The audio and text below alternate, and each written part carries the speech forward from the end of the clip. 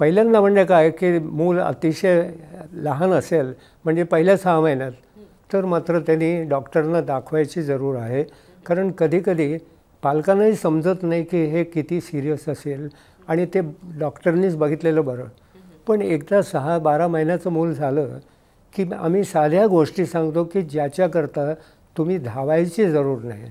आणि त्या गोष्टी कुठल्या? तर बऱ्याच वेळेला मी जेव्हा पालकांना विचारतो की अहो मुलाला ताप आहे कळलं, पण तो खेळतो का? अहो तो तापातसुद्धा खेळतो. जे मूल तापातसुद्धा बरं दिसतं त्याला डॉक्टरकडे घाईने घेऊन जायची बिलकुल जरूर नाही. आता प्रत्येक आईलाच वाटतं की अहो खेळतो बरोबर आहे, पण ताप पुष्कळ आहे. ताप किती आहे ह्याला महत्त्व आम्ही कमी देतो, पण ते मूल कसं वागतं आहे तापातसुद्धा ते सर्वात महत्त्वाचं आहे. आणि बहुतेक सगळ्या पालकांची एकच कंप्लेंट असते की आम्हाला भीती वाटते. पण जेव्हा मी विचारतो की तो खेळतो का? अहो ताप थोडा कमी झाला ना की तो उड्याच मारतो. आता तो उड्या मारतो म्हणजे पालकांना सांगतो की आई काही काळजी करू नकोस, मी बरे आहे, मी 2 दिवसात बरे होईन. पण त्या आईला मात्र काळजी येते. म्हणून मला वाटतं की तापात प्रत्येक मूल थोडंसं मलूल होतं, थोडंसं चिडचिड करतं.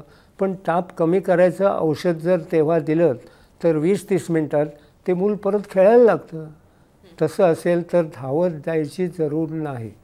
हे पहिल्यांदा लक्षात ठेवलं पाहिजे. पण मग तुम्ही किती दिवस थांबणार? 2 किंवा 3 दिवस. त्याच्यापुढे तुम्ही नाही थांबायचं.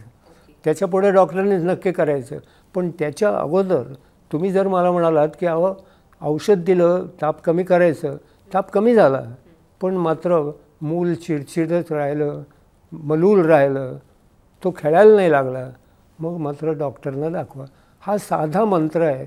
माझ्या मते 90% मुलांना असं जर पालकांनी बरोबर सगळं वापरात आणलं तर मला वाटतं डॉक्टरांची जरूर 10% मुलांना लागेल द्यायला.